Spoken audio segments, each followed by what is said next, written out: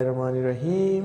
बेटा आज का जो हमारा लेक्चर है that is related to the DNA replication and how does DNA work. ये बड़ा इंटरेस्टिंग लेक्चर है, बड़ा इम्पोर्टेंट लेक्चर है और आप लोगों को ये ब्रीफली पढ़ाया जाएगा क्योंकि 10th क्लास में इसको ब्रीफली ही पढ़ाया गया है। वो तो सेकेंड ईयर में तो इसकी पूरी डिटेल्स हैं, लेकिन अभी हम जो बात करेंगे वो वाकई ही ब्रीफली इसके बारे में पढ़ेंगे। तो हम स्टार्ट करते हैं डीएनए रेप्लिकेशन से। मैं अगर आपको बताऊं व्हाट इज़ डीएनए रेप्लिकेशन, हम कहेंगे डीएनए की कॉपी करना, कॉपिंग करना। यानी अगर आप गौर करें तो देखें ना जी, अगर ये एक सेल है और इस सेल ने डिवाइड होना है दो सेल्स में, तो ऑब्वियसली पहले इसको अपने ऑर्गेनल्स को डबल करना पड़ेगा, सिमिलरली अपने क्रोमोसोम्स को डुप्लीकेट करना पड़ेगा। और क्रोमोसोम्स आपको पता है चूंकि बने होते हैं डीएनए और प्रोटीन्स के, तो ऑब्वियसली उसको करने के लिए डीएनए व्हाट वी से उसको कॉपी करने के लिए, क्रोमोसोम्स को कॉपी डुप्लीकेट करने के लिए डीएनए को भी डुप्लीकेट करना पड़ेगा। तो रेप्लिकेशन का सिंपल मतलब होता है फोटोकॉपी करना, सही है। यानी आपने एक ये डीएनए है, इसकी एज सच एक दूसरी कॉपी बना दी। कैसे बनाई उसको हम अभी अभी पढ़ते हैं। तो बेटा सबसे पहले अगर आप गौर करें, इसमें कुछ चीज़ें इस्तेमाल होती हैं, कुछ एंजाइम्स इस्तेमाल होते हैं। फ़र्ज़ किया अगर आप गौर करें तो ये है जी डीएनए, और थोड़ा सा गंदा डीएनए बना है लेकिन बन गया है, समझ लें आप, ठीक है जी। और बेटा दूसरा स्ट्रैंड इसका ये वाला है, ठीक है। अच्छा, सबसे पहला काम क्या होता है, ये बेटा आपको पता था कल हमने डीएनए की स्ट्रक्चर पढ़ी थी, तो ऑब्वियसली इसके अंदर 2 स्ट्रैंड्स हैं, ठीक है, डीएनए के अंदर। तो सबसे पहला जो स्टेप होता है, वो अलग बात है बेटा, ये काम कहाँ से शुरू होता है, कहाँ चलता है, इसके बारे में हमें अभी डिस्कस करने की जरूरत नहीं क्योंकि ये एफएससी की सारी चीज़ें हैं। लेकिन अभी जो बात है दैट इसमें 2 स्ट्रैंड होते हैं और वो दोनों स्ट्रैंड आपको पता है कॉइल्ड अराउंड ईच अदर होते हैं। तो सबसे पहला जो स्टेप, मैं यहाँ स्टेप्स लिखूंगा इसके ताकि हमें आसानी रहे समझने में। सबसे पहले ये दोनों जो स्ट्रैंड्स हैं वो एक दूसरे से सेपरेट हो जाते हैं, यानी इस, सही है, इसको हम कहते हैं एक एंजाइम आता है बेटा, उस एंजाइम का नाम है डीएनए हेलिकेज, जो इसके हेलिकल स्ट्रक्चर को तोड़ता है। और ये दोनों स्ट्रैंड अगर आप गौर करें तो ये ऐसे हो जाते हैं, सीधी सी बात है, सही है ना, समझ गए। ये पहला स्टेप है, separation of the two strands. अच्छा, अब ये दोनों स्ट्रैंड सेपरेट हो गए। अगर फर्ज आपको पता है कि ये पॉलीन्यूक्लियोटाइड स्ट्रैंड, मैंने कहा था इस चैप्टर को आपने इस तरह पढ़ना है कि हर लेक्चर के बाद जो दूसरा लेक्चर है वो आपने मिस नहीं करना और पिछले लेक्चर को अच्छी तरह याद करके अगले लेक्चर में बैठ रहे हैं ताकि आपको कोई चीज़ कंफ्यूज ना रहे। आपको पता है ये जो 2 लाइनें मैंने लगाई हैं, मैंने बेसिकली इन्हीं दोनों स्ट्रैंड्स को एक दूसरे से अलग कर दिया है, ठीक है। लेकिन जो चीज़ मैं सिखाना चाहता हूं वो ये है कि, अच्छा गौर करें, फ़र्ज़ किया ये स्ट्रैंड अगर अब अभी एक स्टेप में दरमियान में, फ़र्ज़ किया जी इसको छोड़ें, मैं एक स्टेप दरमियान में, अगर आप इनको मैं सीधा आपकी आसानी के लिए इसको मैं क्या ऐसे लिख सकता हूं, ऐसे सीधा, बिल्कुल समझे। ये स्ट्रैंड दोनों थे, मैंने उन दोनों को इकट्ठा लिख दिया। और आपको पता है यहाँ इनकी फॉस्फेट शुगर बैकबोन है और नाइट्रोजीनस बेसिस अंदर की तरफ है। और आपको पता है कि ये दोनों इस तरह एक दूसरे के साथ हाइड्रोजन बॉन्डिंग के जरिए जुड़े हुए हैं। याद आया कुछ? अब समझे ये दोनों स्ट्रैंड बेटा सेपरेट हो गए और एक स्ट्रैंड बन गया ये और दूसरा स्ट्रैंड बन गया ये, थोड़ा सा टेढ़ा है। अच्छा बेटा, अब हम इनको पता है क्या कहते हैं, ये जो मैंने ब्लू से बनाए हैं इनको हम कहते हैं, ये क्या है, इनको हम कहते हैं टेम्पलेट स्ट्रैंड्स। क्या कहते हैं? Template strand.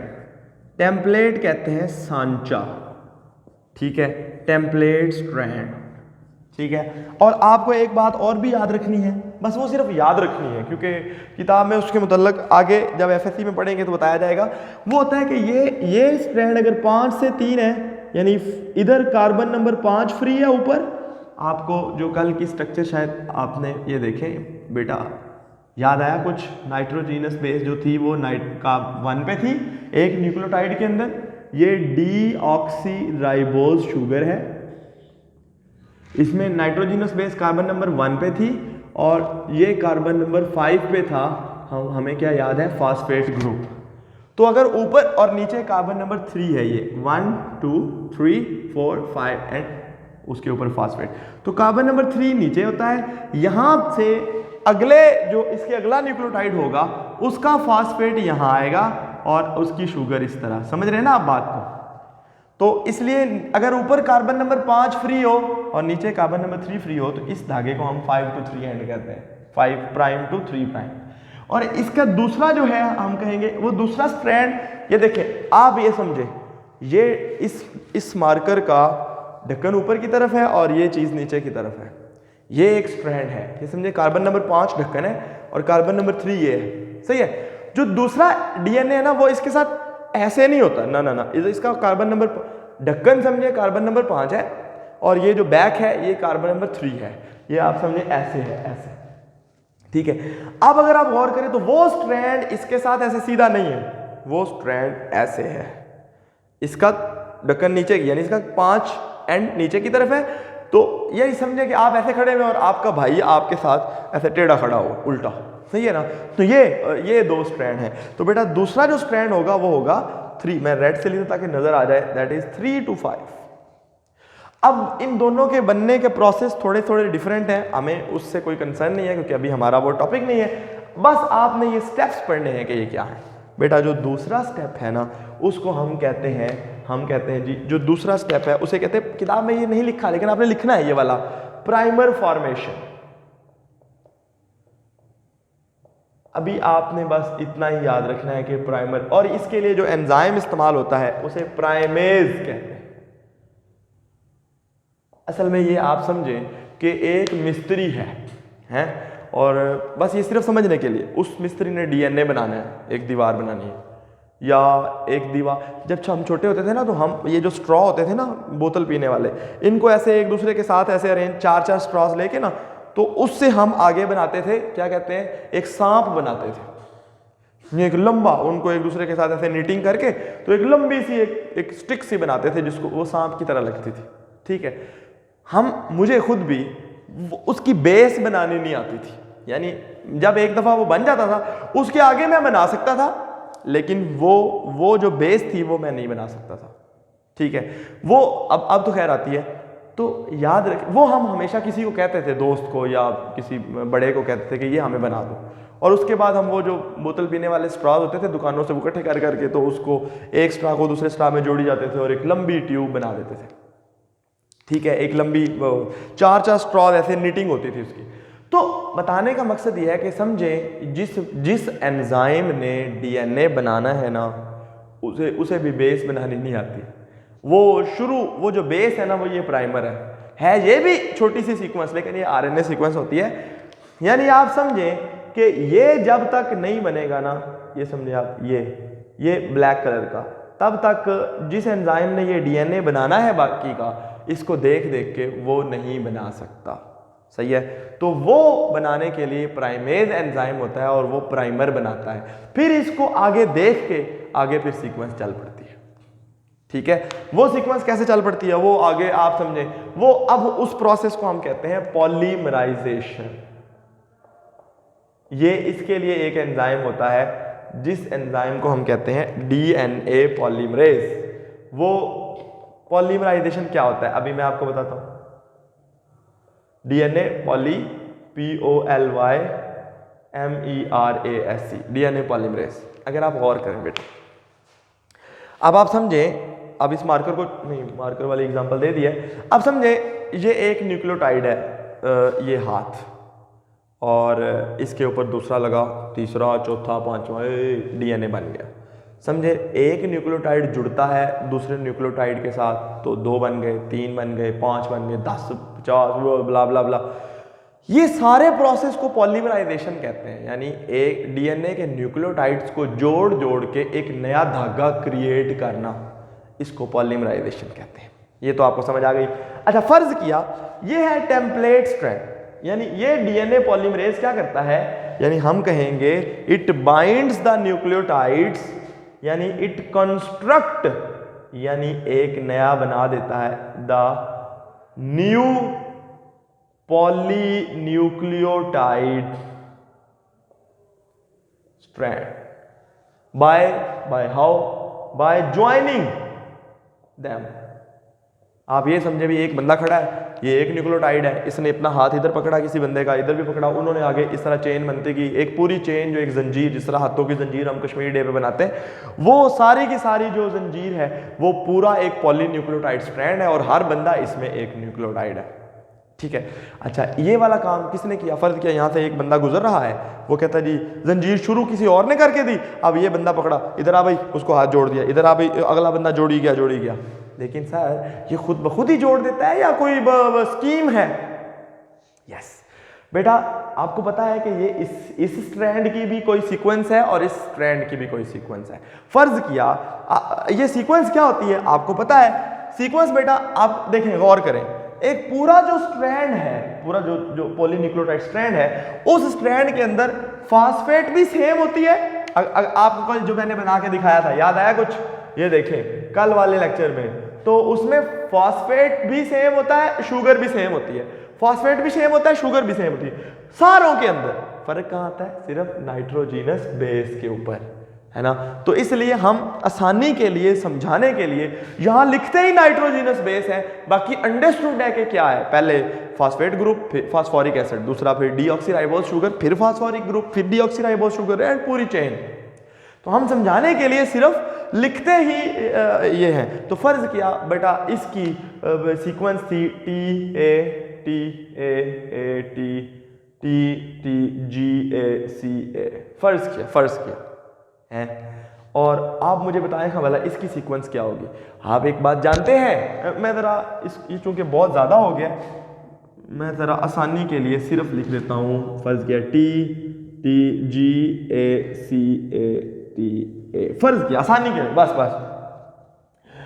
आप एक बात जानते थे, उधर जब मैंने कल आपको वाटसन के एक मॉडल पढ़ाई थी, तो उसमें आपने देखा कि adenine always pair up with thiamine. आपको मैंने जो फार्मूला बताया था वो था AT GC, at government college. फर्ज किया adenine always pair up with thiamine and guanine always pair up with cytosine.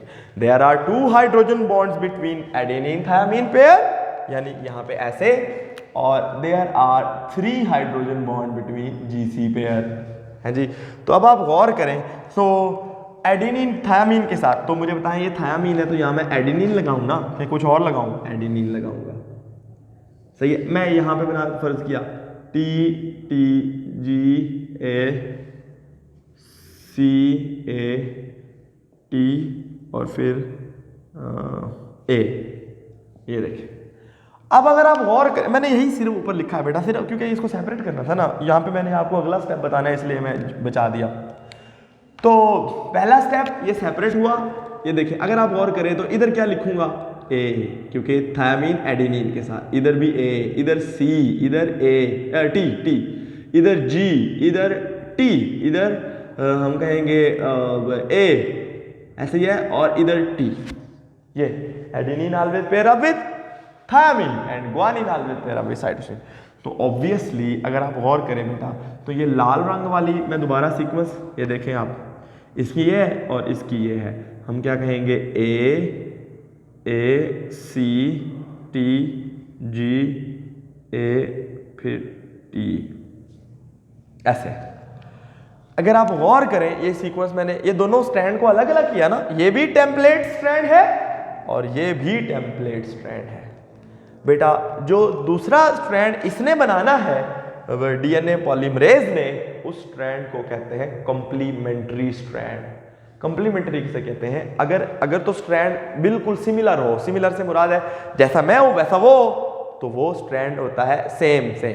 जो कॉम्प्लीमेंट्री स्ट्रैंड है वो है जो मेरी सीक्वेंस है ना, उसकी सीक्वेंस मेरी सीक्वेंस जैसी नहीं है, बिल्कुल नहीं। ये देखो ना, पहले ये टेम्पलेट था तो ये कॉम्प्लीमेंट्री था, सेम होता तो ये इधर भी T T G A C ए ही होता, लेकिन नहीं, इधर उसके साथ जो कंपैटिबल चीज है वो लगी हुई है, सही है। और इधर अब जो नए 2 स्ट्रैंड बनेंगे, ये देखें, इसका प्राइमर ये लाल बना, फर्ज किया ब्लैक, और इसका भी प्राइमर ये बना।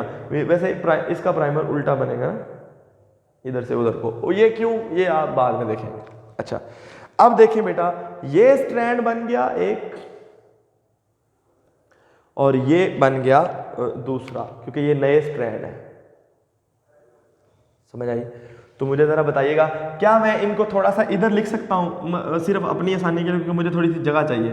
तो वो ये है कि बेटा मैं इनको थोड़ा सा इस साइड पे लिख देता हूँ, और अगर इसको भी मिटा के थोड़ा सा मैं इस साइड पे लिख देता हूँ। तो ये दोनों क्या है, कंप्लीमेंट्री स्ट्रैंड है। अगर आप गौर करें तो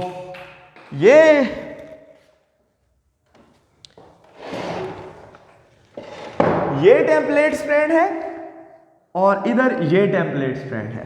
तो जो दोनों लाल हैं ये दोनों कंप्लीमेंट्री स्ट्रैंड हैं, और ये इसका कंप्लीमेंट्री स्ट्रैंड है और ये इसका कंप्लीमेंट्री स्ट्रैंड है। ठीक है, तो अब क्या इसकी सीक्वेंस क्या होगी? कंप्लीमेंट्री का मतलब बिल्कुल उसके साथ मुसाबकत वाला। तो ये T है तो A, फिर ये A, फिर C, फिर T, फिर G, फिर T, फिर A, फिर T।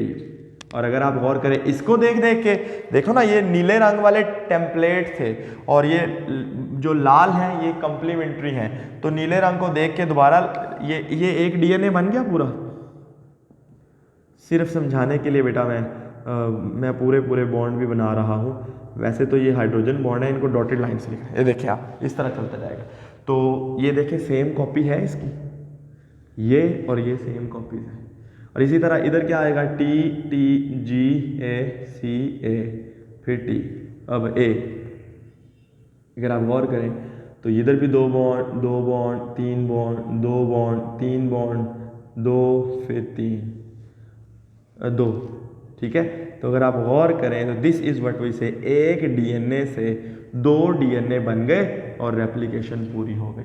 और बाद में वो एक चीज़ बस आपने और याद रखनी है, वो हम कहते हैं DNA लाइगेज। लाइगेशन का प्रोसेस होता है, वो आप कभी बाद में पढ़ेंगे, लेकिन आप ये बस याद रखें DNA लाइगेज। ये एक एंजाइम होता है। होता क्या है कि बेटा जो ये वाला स्ट्रैंड है ना, ये वाला, ये तो सीधा सीधा बनता है ऊपर से नीचे को सीधा सीधा, और जो ये वाला स्ट्रैंड है ना, ये नीचे से ऊपर को ये सीधा नहीं बनता, ये छोटे छोटे टुकड़ों में बनता है। जब ये छोटे छोटे टुकड़ों में बनता है ना, तो बाद में उन टुकड़ों को जोड़ना पड़ता है और उसको लाइगेशन कहते हैं। लाइगेशन का मतलब होता है गिरा लगाना। ठीक है, तो वो उसको लाइगेशन के लिए इसको हम कहते हैं कि दिस इज DNA लाइगेज, और ये एक DNA से 2 DNA, जिसको हम DNA रेप्लिकेशन कहते हैं। बेटा यहाँ तक को मसला होता है तो मुझे कमेंट्स में बताइए। अच्छा, अब अगर हम बात करें कि DNA काम कैसे करता है, बड़ा इंटरेस्टिंग है। देखें, हाउ डज DNA वर्क, इस प्रोसेस को हम कहते हैं सेंट्रल डॉगमा। हम बात करेंगे। देखें बेटा, याद रखिएगा, हमारी बॉडी में जो स्ट्रक्चर बनानी होती है ना, वो भी प्रोटीन्स होती हैं, और हमारी बॉडी में जो काम करते हैं बहुत सारे एंजाइम्स, जो हमारे फंक्शन को, हमारी बॉडी के अंदर जो काम चल रहा होता है उसको एक बड़े ज़्यादा उसको अफेक्ट करते हैं, वो होते हैं एंजाइम्स। और ये दोनों चीज़ें होती हैं proteins. These are the proteins ना, structural proteins and functional proteins. Proteins are very important, हमारी बॉडी में बड़े रोल प्ले करते हैं। तो ये कैसे बनेंगे, आपको मैंने कहा था ये कैसे बनेंगे, इसकी जो इंफॉर्मेशन होगी वो कहाँ लिखी होगी, DNA के ऊपर। यानी अगर हमने एक दीवार खड़ी करनी, अभी मैं डिस्कस करूंगा ये बात, ठीक है, तो उस जो दीवार है, जो भी सीक्वेंस हमने जो इंफॉर्मेशन है उस दीवार को बनाने की, एक दीवार है एक प्रोटीन फर्ज किया, और उसको बनाने की जो इंफॉर्मेशन है वो इंफॉर्मेशन होती है, हम क्या कहेंगे, वो इंफॉर्मेशन लिखी होती है DNA के ऊपर, और in the form of DNA के ऊपर किस शक्ल में, एक जीन की शक्ल में। बस ये बात अगर आपको समझ आ गई तो आपको पता है DNA कैसे काम करता है। DNA controls the structure and function of cell या body by controlling the proteins. DNA, वो जो भी प्रोटीन बनेगी उसकी सीक्वेंस, उसकी इंफॉर्मेशन वो कहने कैसे बनेगी, वो DNA के अंदर लिखी हुई है। सीधी सी बात, बस ये बात आपको समझ आ गई। तो इसका मतलब ये है कि सर DNA कैसे अपने आप को, how does DNA express itself, DNA लिखा हुआ है, लिखा होगा, उस पर इंफॉर्मेशन होगी, तो उस इंफॉर्मेशन का इजहार कैसे होगा कि हमारी बॉडी ऐसे ऐसे बनेगी, इसमें ये प्रोटीन्स होंगी। सही है। तो अगर हम ये पढ़ लें कि डीएनए प्रोटीन्स कैसे बनाता है, तो क्या हमें समझ आ जाएगी कि डीएनए बॉडी को कैसे कंट्रोल करता है? ऑब्वियसली। ठीक है। अगर अब हमें इसका मतलब है हमें देखना है कि एक डीएनए जो है वो प्रोटीन कैसे बनाता है। तो उसके लिए बेटा मैं आपके सामने एक सेल बनाता हूं। तो ये एक बहुत बड़ा सेल मैंने आपके सामने बना दिया। दिस इज व्हाट वी से द सेल है। और आपको ये भी पता है कि इस सेल का एक न्यूक्लियस शरीफ भी है। मैं जरा सिर्फ जगह बचाने के लिए उस न्यूक्लियस को एक छोटी सी साइड पे बना रहा हूं। वैसे तो ये एनिमल सेल है तो सेंटर में होना चाहिए। तो दिस इज व्हाट वी से द न्यूक्लियस। यहां से सारी इंफॉर्मेशन, सारी बात स्टार्ट होती है बेटा। आपको पता है कि इस न्यूक्लियस के अंदर होते हैं क्रोमोसोम्स। तो फर्ज किया ये एक क्रोमोसोम है। मैं चाहूँ इसको ऐसे भी बना दूं, चाहूँ इसको सिंपल बना दूं, क्योंकि ये कौन सा डिवीजन फेज में है सेल। लेकिन मैं सिर्फ आपको समझाने के लिए दोनों बना रहा हूं ताकि आपको कंफ्यूजन ना हो। सही है। अच्छा, अब अगर आप गौर करें बेटा तो डीएनए ये क्रोमोसोम्स हैं। और क्रोमोसोम अगर मैं इसको सीधा ऐसे कर, ऑब्वियसली क्रोमोसोम में क्या होता है आपको पता है, ये हिस्टोन प्रोटीन्स हैं और डीएनए उनके गिर्द लिपटा होता है। ये बात तो आपने पढ़ी हुई, कल भी मैंने बताई थी। तो मैं सिर्फ डीएनए खोल के ये मैं ऐसे लिख रहा हूं। फर्ज किया ये है बेटा डीएनए, अंदर अंदर लिखा है, ब्लैक कलर से इसलिए बनाया क्योंकि क्रोमोसोम भी ब्लैक से बनाए थे। ये डीएनए है। सही है। अब ये जो डीएनए है इसका फर्ज किया यहां से लेकर यहां तक का जो पार्ट है वो एक प्रोटीन के लिए है। फर्ज किया वो प्रोटीन 1 है, यानी उस प्रोटीन को बनाने के लिए जितनी इंफॉर्मेशन चाहिए होती है या वो इस जीन के ऊपर है, जो जीन प्रोटीन 1 का जीन है। और ये दूसरा जो यहां से लेकर यहां तक है, सिर्फ समझाने के लिए मैं बता रहा हूं, वैसे तो बड़े सारे होते हैं, लेकिन ये जीन 2 है, यानी ये एक ऐसा जीन है जो प्रोटीन 2 है। और फर्ज किया इस प्रोटीन 2 का नाम है इंसुलिन। फर्ज किया इसको मैं आई जीन भी कह देता हूं। ठीक हो गया? समझ आ गई बात? ये आपको लग गया पता कि जनाब जो इंसुलिन का जीन है ये जीन है। असल में आप ये समझे, इसको आप ऐसे समझे कि एक लाइब्रेरी है।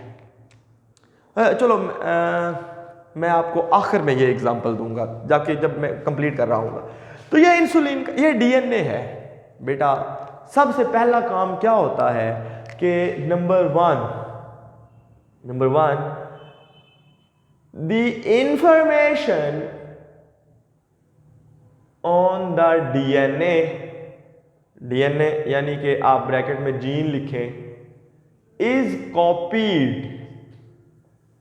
In the form of messenger RNA. ये बेटा इस जीन से एक चीज बनती है, इसके ऊपर जो सीक्वेंस दी हुई है ये डीएनए है और इससे आरएनए बनता है। ये इसे क्या कहूं, मैसेंजर आरएनए। इस बात को सिखाने के लिए, समझाने के लिए मैं फर्ज किया आपके सामने ये वाला जीन बाहर बनाता हूं, ये वाला, इसको मैं निकाल के बाहर, ये देखें ये जीन है और फर्ज किया इसकी सीक्वेंस है TAC GTCA TCA TAG। फर्ज किया तो इसको देख देख के बेटा मैसेंजर आरएनए बनाया जाएगा और वो मैसेंजर आरएनए है ये। सिर्फ मैं यही सिखाने के लिए, ये है ट्रांसक्रिप्शन। कैसे? अच्छा याद रखें ये जो T है ना, एक और बात आपने पढ़ी हुई थी कि थायामीन सिर्फ डीएनए में होती है और यूरासिल सिर्फ आरएनए में होती है। तो जहां जहां आरएनए में थायामीन लगनी है ना, वहां हम थायामीन नहीं लगाएंगे, हम यूरासिल लगाएंगे। सीधी सी बात। देखें ये T है, यहाँ A लगेगा और यहाँ A है, यहाँ T लगना चाहिए नहीं, यहाँ हम U लगाएंगे, AU और यहाँ G। सही है? इस तरह C, फिर हम लगाएंगे A, फिर हम G, फिर यहाँ पे T लगना है तो मैं U लगाऊंगा, यहाँ T लगना है तो यहाँ T है तो यहाँ A लगेगा, यहाँ C है तो यहाँ G लगेगा, यहाँ T है फिर A लगेगा, यहाँ A है तो फिर यहाँ U लगेगा, T नहीं लगेगा। और ये ये बेटा डिफरेंस है, ये है जी डीएनए का जीन और ये क्या है, मैसेंजर आरएनए। आरएनए और डीएनए में ये एक इंपॉर्टेंट फर्क होता है, सही है।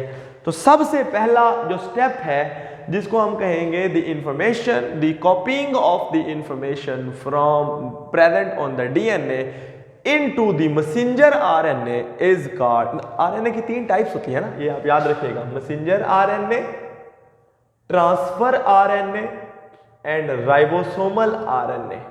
ये आप पढ़ेंगे अभी, मैं थोड़ा थोड़ा जब तीनों बातें आएंगी तो।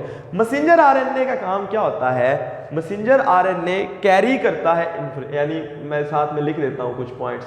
Messenger RNA carries the information, ये कुछ पॉइंट्स हैं जो आपने इस पिक्चर पे अप्लाई करने हैं। Carries the information from DNA to the ribosomes, क्योंकि प्रोटीन बननी कहां पे होती है, याद है आपको, what are the 9th class में आपने पढ़ा था कि प्रोटीन की जो फैक्ट्रीज होती हैं वो कौन होते हैं, वो राइबोसोम्स होते हैं, ठीक है। अच्छा जी, ये आपको लग गया ribosome.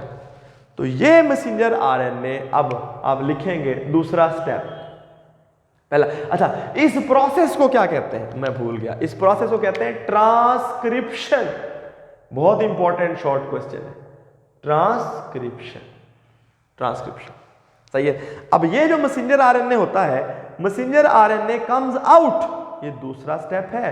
Messenger RNA goes out into the site, ये न्यूक्लियस है, न्यूक्लियस से बाहर निकल के साइटोप्लाज्म में रहता है, into the cytoplasm and attaches to ribosomes. Obviously ribosomes पे आ गया, सही है, ये दूसरा स्टेप हो गया, सही है। अब ये जो साहब आए हैं मैसेंजर आरएनए फर्क किया मैं बाय, और मैं आपके सामने राइबोसोम बना देता हूं।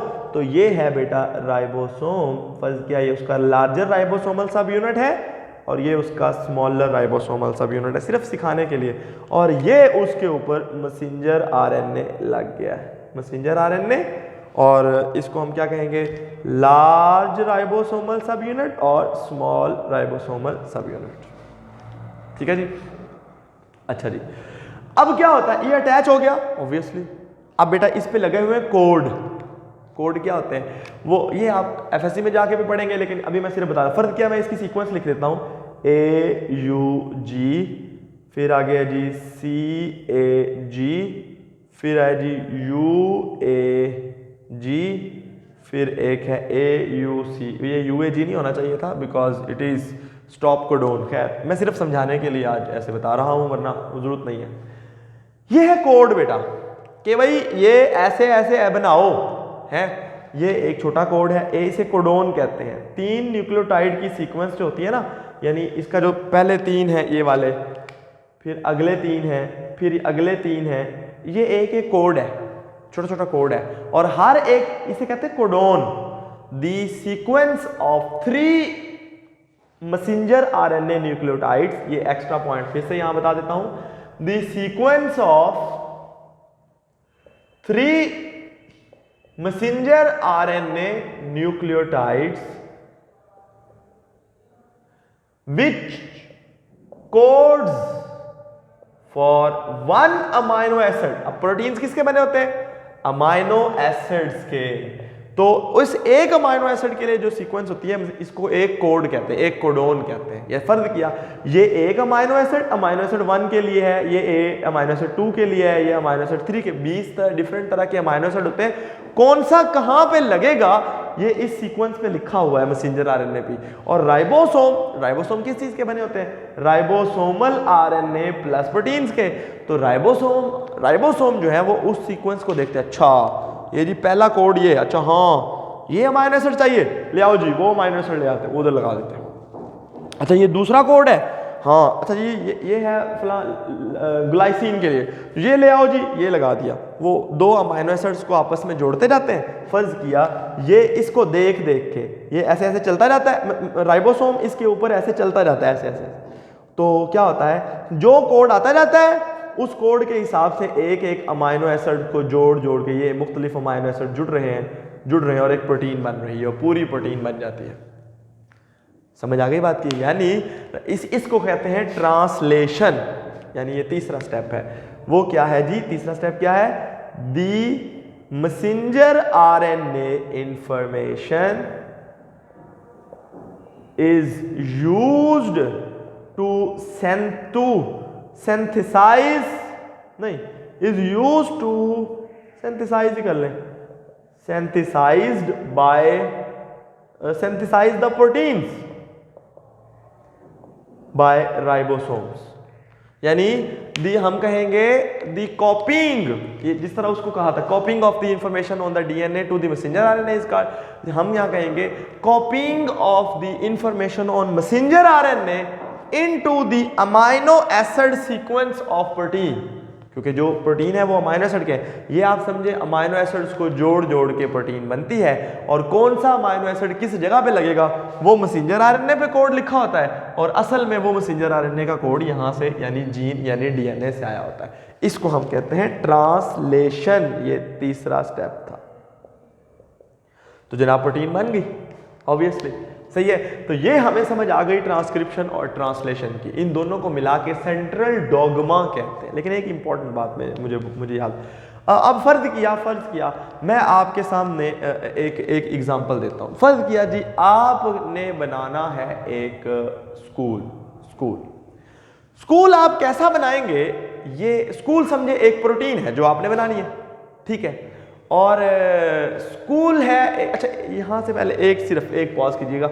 वो ये है ये मैसेंजर आरएनए तो मैंने बता दिया इसका काम क्या होता है, राइबोसोमल आरएनए भी बता दिया कि ये राइबोसोम बनाता है। ट्रांसफर आरएनए क्या काम होता है? ट्रांसफर आरएनए बेसिकली ये जो अमाइनो एसिड चाहिए होते हैं ना, कि भाई कौन सा अमाइनो एसिड चाहिए, तो वो ट्रांसफर आरएनए का तो यार ये वाला अमाइनो एसिड ले आता है।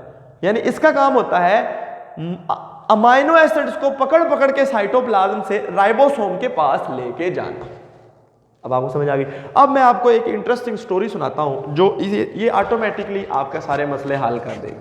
वो क्या है? फर्ज किया एक आपने बनाना है स्कूल, और ये जो स्कूल है इसको कैसे बनाना है, इसके अंदर कौन सी चीज़ कहाँ लगेगी, कितने पिलर लगेंगे, कौन सी दीवार है, वो सारी इंफॉर्मेशन आपके पास नहीं है। पर आपको पता है कि वो इंफॉर्मेशन फला लाइब्रेरी के अंदर उसके एक किताब के अंदर लिखी हुई है, ठीक है बेटा। वो जो लाइब्रेरी है ना वो एक न्यूक्लियस है, ठीक है, और वो जो न्यूक्लियस है ना वो न्यूक्लियस एक लाइब्रेरी है, और उसकी जो किताब है वो क्रोमोसोम है, ठीक है। और उस किताब का एक चैप्टर है जिसमें लिखा है स्कूल ऐसे बनना है, मस्जिद ऐसे बननी है, मंदिर ऐसे बनना है, सड़क ऐसे बननी है, पार्क ऐसे बनना है।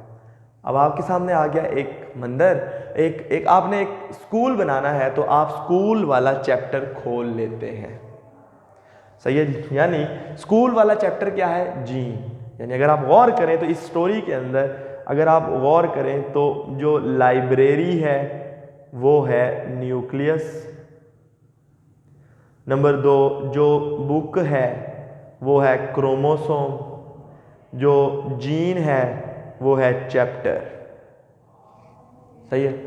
अच्छा उस पे जो इंफॉर्मेशन लिखी हुई फर्ज किया वो लिखी हुई है फारसी ज़ुबान में या अरबी में, और हमें चूंकि मुसलमान होने के नाते अरबी नहीं आती, तो हम क्या करते हैं कि हमने वो इन्फॉर्मेशन को लेके, पहले आप मुझे बताएं, हाँ अगर हमने वो इन्फॉर्मेशन लानी हो, लाइब्रेरियन कहे मैं तो किताब नहीं देनी, तो आप बुक नहीं ला सकते। अगर बुक नहीं ला सकते तो फिर आप क्या करेंगे? आप उस किताब के उस चैप्टर को कॉपी करेंगे, और कॉपी आप अरबी से अरबी डायरेक्ट नहीं कर लेंगे क्योंकि आपको तो पता ही नहीं है। आप किसी बंदे के साथ बिठाएंगे और वो आपको उसकी अंग्रेज़ी में या उर्दू में या पंजाबी में आपको उसका तर्जमा कर देगा।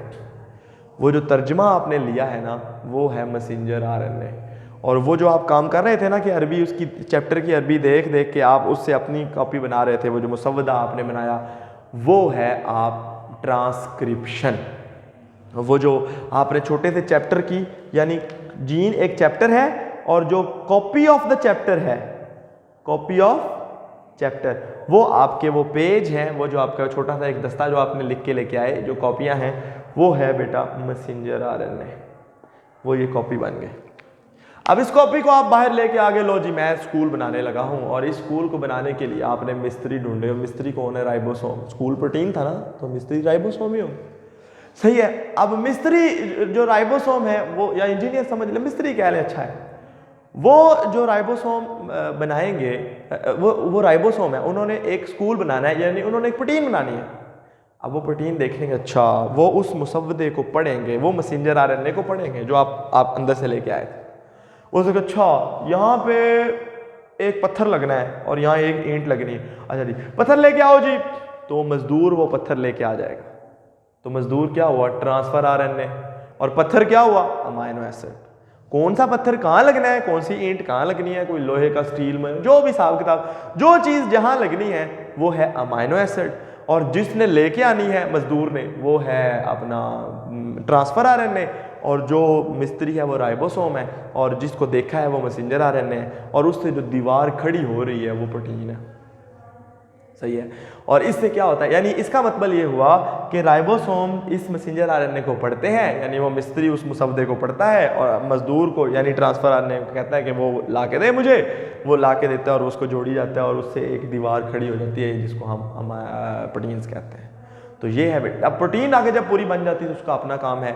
यहाँ तक बेसिकली आपको समझ आ गया कि क्या फंक्शन है, क्या रोल है डीएनए का प्रोटीन बनाने में, और ऑब्वियसली काफ़ी सारी इन्फॉर्मेशन उसी पे लिखी होती है। तो जब ये बन गया है प्रोटीन, तो अब इसके बाद हम आगे चलेंगे जेनेटिक्स के अगले चैप्टर के ऊपर। आज के लिए इतना ही। अगर आप कोई सवाल पूछना चाहते हो तो आप कमेंट्स में इसके ज़रूर पूछ लिया करें। आज के प्रोग्राम का वक्त ख़त्म हुआ। अल्लाह हाफ़िज़।